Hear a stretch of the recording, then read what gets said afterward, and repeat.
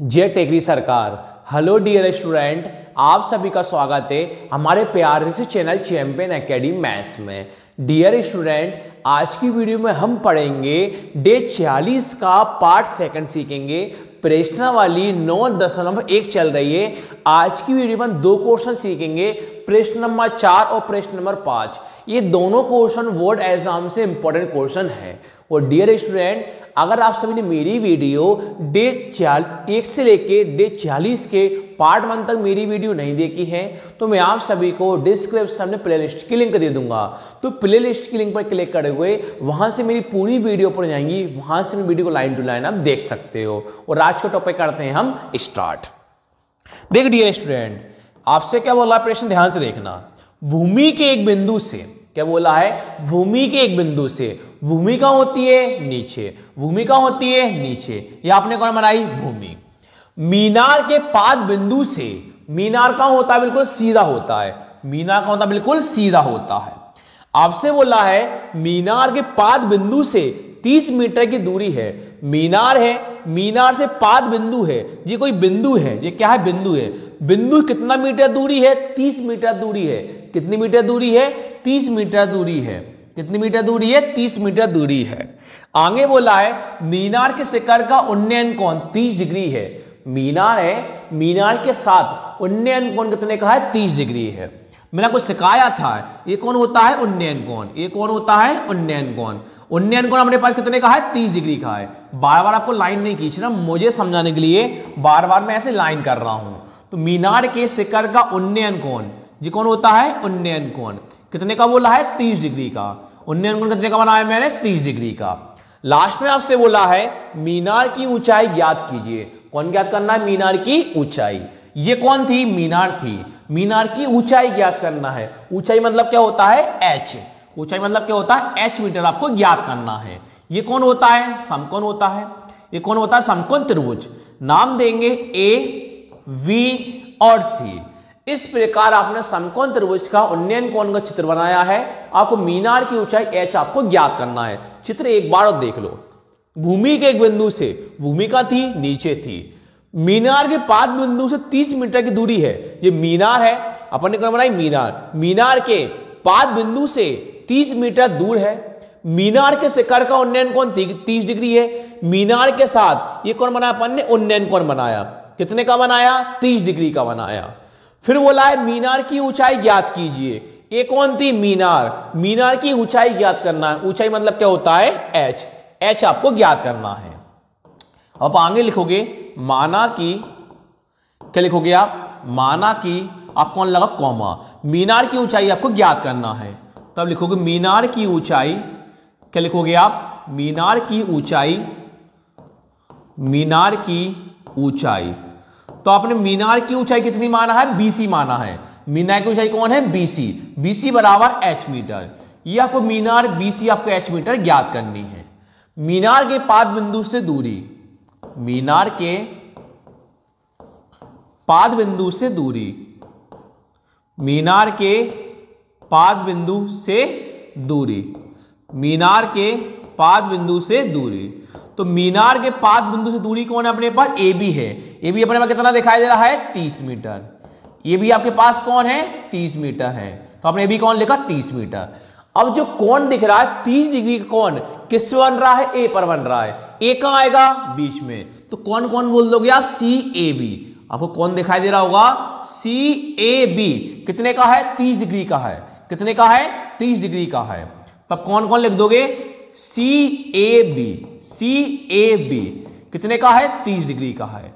आपको दिख रहा होगा ये समकोण का चिन्ह होता है। क्या होता है, समकोण।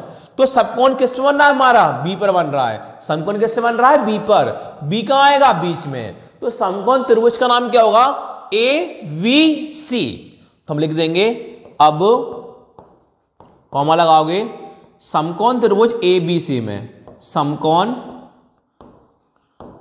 त्रिभुज AVC में, और जिसका कोण V समकोण है, और जिसका कोण V समकोण है, जिसका कोण V कोण आपके पास समकोण है, जिसका कोण V समकोण है। तो आपने लिख दिया। अब मैंने आपको ये सिखाया था, हमें जिसका दिया होता है मान उससे मतलब होता है। ये कौन है आपके पास, लंब है, ये कौन है लंब। तो आपको लंब दे रखा है और कौन दे रखा, आपको आधार दे रखा है। आपको लंब दे रखा है और आधार दे रखा है। तो हमें किस किस से मतलब है, लंबे से और आधार से मतलब है। हमें किस किस से मतलब है, लंबे से और आधार से मतलब है। हमेशा पहले कौन लिखा जाता है, लंब। पहले कौन लिखा जाता है, लंब, क्यों, लंब हमें ज्ञात करना है। और नीचे कौन है, आधार है। तो लंबे के बट्टे में कौन लिख दोगे, आधार। लंबे के बट्टे में कौन लिख दोगे, आधार। तो कॉमा लगाया आपने, लंबे के बट्टे में कौन लिख दोगे आप, आधार। कौन लिख दोगे लंबे के बट्टे में, आधार। तो आपको लंब बटे आधार का सूत्र याद होना चाहिए, जो मैंने 9.1 के परिचय वीडियो में आपको सिखाया था। तो लंब बटे आधार का सूत्र क्या होता है, tan थीटा होता है। कौन होता है, tan थीटा होता है।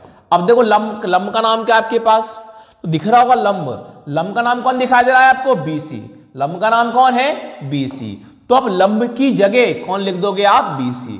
ये आपके पास कौन है, आधार है। तो आपको आधार का नाम कौन दिखाई दे रहा है, AB। तो आप आधार में कौन लिख दोगे, AB। तो आप आधार का नाम कौन लिख दोगे, AB। बराबर का बराबर, tan का tan, थीटा। तो आपको दिख रहा होगा थीटा का मान कौन है, 30 डिग्री है। थीटा का मान कौन है, 30 डिग्री है। थीटा का मान कौन लिखा मैंने, 30। थीटा का मान कौन लिखा मैंने, 30। अब देखो, अब कौन दिखाई दे रहा है ऊपर, BC। देखो आपको BC कितनी दिखाई दे रही है, तो BC का कौन लिख दोगे, H। BC आपके पास कौन है, H। तो आप BC की कौन लिख दोगे, H। नीचे आपके पास कौन है, AB है। तो अब AB का मान कितना है, 30। AB का मान कौन है, 30। तो अब AB की कौन लिख दोगे, 30। बराबर का बराबर, tan 30। तो आपको याद होना चाहिए tan 30 का मान कितना होता है, 1/√3। tan 30 का मान कितना होता है, 1/√3। तो साइड में दर्शा दोगे कि tan 30 है, तो tan 30 का मान कितना होता है, 1/√3 होता है। अब देखो, अगर बीच में बराबर हो तो ऊपर का इंटू नीचे और नीचे का इंटू ऊपर करते हैं। H का इंटू √3 में करते हैं। H इंटू √3 कितना होता है, √3H। बराबर का बराबर, नीचे का इंटू ऊपर करते हैं। 30 का इंटू 1 में करते हैं। 30 इंटू 1 कितना होता है, 30 होता है। H बराबर 30 का 30 है। जिस चिन्ह किसका मानते, गुणा का मानते हैं, तो √3 किस में है, गुणा में है। कब पहुंचेगा, बटे में यानी भाग में। और हमेशा ध्यान रखना, कभी भी अपने पास नीचे रूट में आंसर नहीं आने चाहिए। कभी भी अपने पास नीचे रूट में आंसर नहीं आने चाहिए। तो नीचे रूट को हमको हटाना पड़ेगा, नीचे रूट को हमें हटाना पड़ेगा। तो नीचे रूट को कैसे हटाओ, परिमेयकरण के द्वारा। नीचे रूट को कैसे हटाओगे, परिमेयकरण के द्वारा। कैसे हटाओगे, देखो H बराबर 30/√3 लिखा, नीचे कौन दिखाई दे रहा है, √3 दिखाई दे रहा है। तो √3 का अपन इंटू करते हैं ऊपर, √3 का इंटू कर देंगे अपन नीचे, परिमेयकरण के द्वारा। तो √3 का इंटू ऊपर करा, √3 का इंटू नीचे करा, तो यहां से क्या होगा, अपन √3 अपना हट जाएगा नीचे। कैसे हटेगा, देखो आपने कहा परिमेयकरण के द्वारा। हमेशा ध्यान रखना, जब भी आपको नीचे रूट दिखाई देना, तो जो भी रूट में संख्या लिखी हो उसी रूट का इंटू ऊपर करते हैं, उसी रूट का इंटू अपन नीचे करते हैं। आगे देखो, अब लिखोगे H बराबर, अब आप क्या करोगे, 30 का इंटू √3 में करोगे। जब संख्या का इंटू रूट में करते हैं तो पहले कौन आती है, संख्या, बाद में कौन आएगा, रूट। तो 30 इंटू √3 कितना हो जाएगा अपने पास, 30√3 हो जाएगा।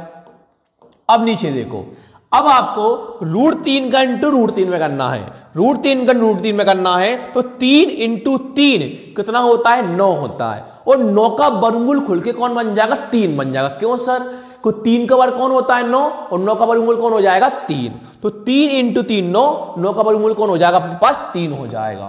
तो कौन लिख दोगे आप, 3। देखो नीचे रूट हट गया क्या, हाँ सर, नीचे रूट अपने पास हट गया है। तो H बराबर, तो 3 के 3 धम में कितना होता है, 30 होता है। √3 का √3, तो आपके पास H का मान कौन आया, 10√3 आया। तो लास्ट में आप लाइन लिख सकते हो कि मीनार की ऊंचाई BC बराबर जो भी आपके पास H का मान आया। लास्ट में लिख दो, अतः मीनार की ऊंचाई, अतः मीनार की ऊंचाई VC बराबर, BC माना था H का मान कौन है, 10√3। कौन लिख दोगे आप 10√3 मीटर। कौन लिख दोगे आप 10√3 मीटर। अगले पृष्ठ पर आ जाओ। पृष्ठ कौन से पर आ जाओ, 5वें पर आ जाओ। अब ध्यान से देखना, 5वां प्रश्न आपसे क्या बोला है, देखो भूमि से 60 मीटर की ऊंचाई, भूमि का होती है बिल्कुल नीचे, भूमि का होती है बिल्कुल नीचे, तो आपने कौन बनाई, भूमि बनाई। कौन बनाई आपने, भूमि। 60 मीटर की ऊंचाई, 60 मीटर की ऊंचाई, ऊंचाई कहां होती है, ऊपर, ऊंचाई कहां होती है, ऊपर। कितने मीटर की ऊंचाई है, 60 मीटर की ऊंचाई है। कितने मीटर ऊंचाई है, 60 मीटर की ऊंचाई है। हमने कौन लिखा, 60 मीटर। आगे आपसे बोला एक पतंग उड़ रही है, एक क्या है, पतंग उड़ रही है। तो मान के चलो पतंग उड़ रही है, पतंग उड़ रही है, क्या कर रही है, पतंग उड़ रही है।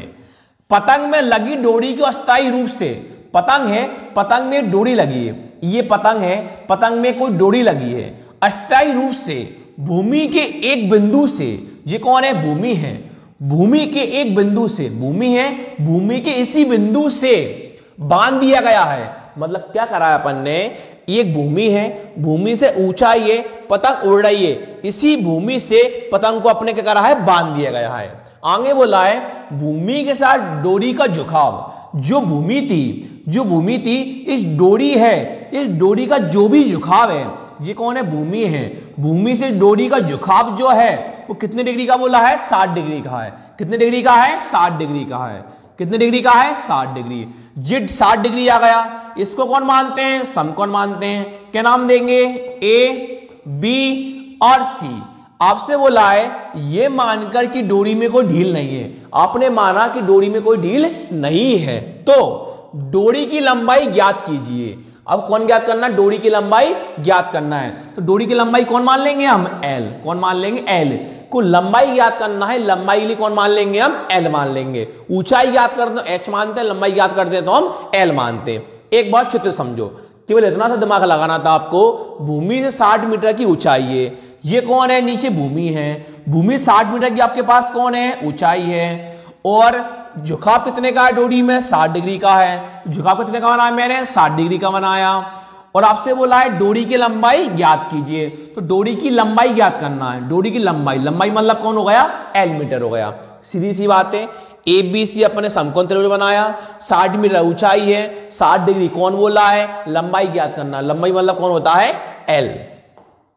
तो आगे लिखोगे आप, माना कि, कौन लिखोगे आप, माना कि, कौन ज्ञात करना, डोरी की लंबाई।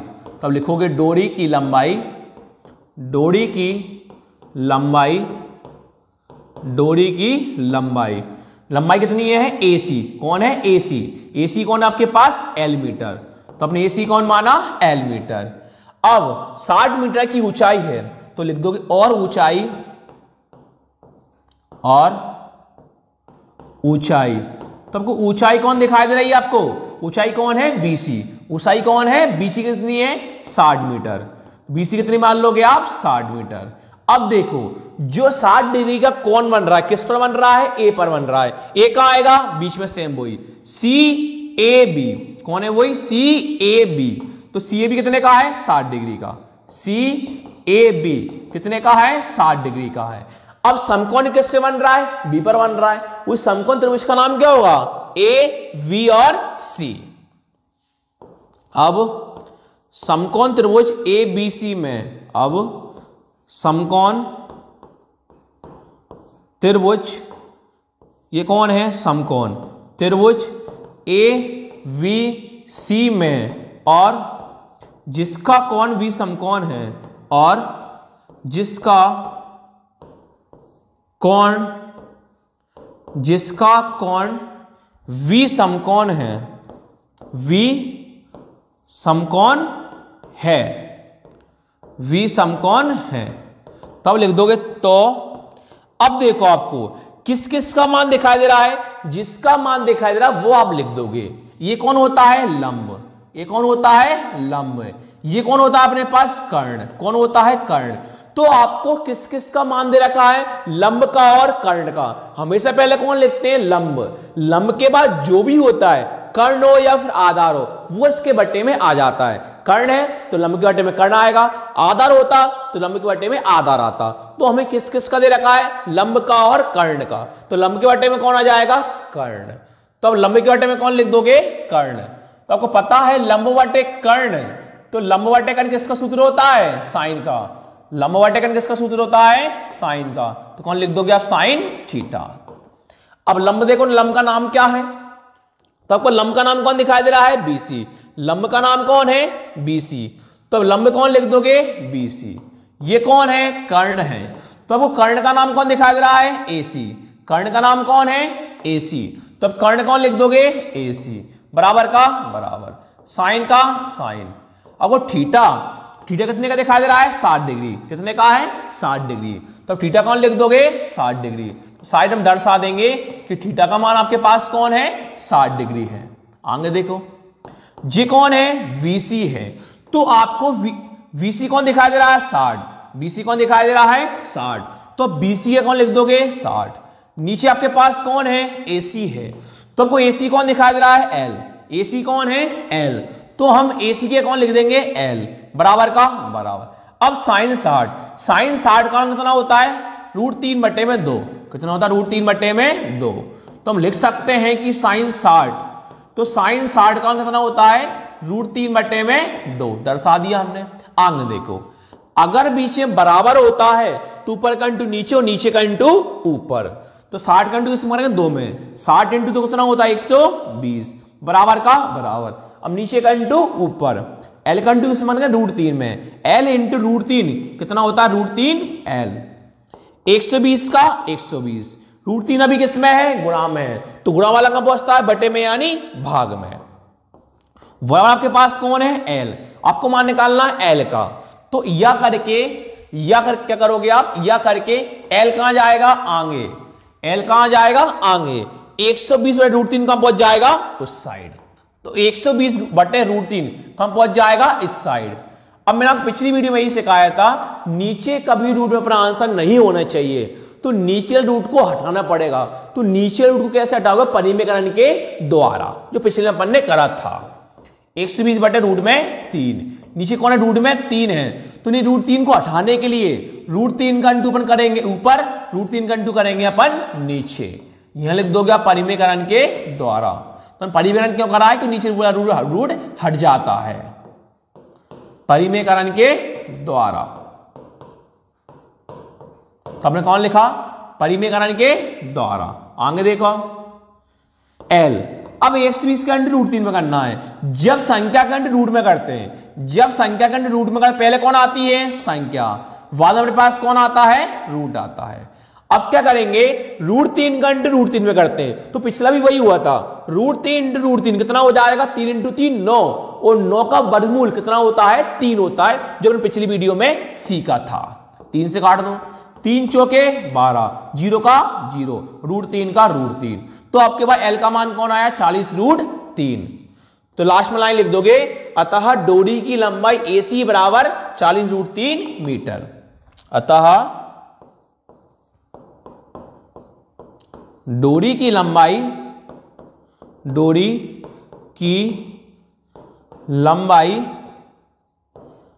AC बराबर 40√3 मीटर। इस प्रकार डियर स्टूडेंट, आज की वीडियो में 2 क्वेश्चन सीखे, 4th वाला और 5th वाला। Thank you.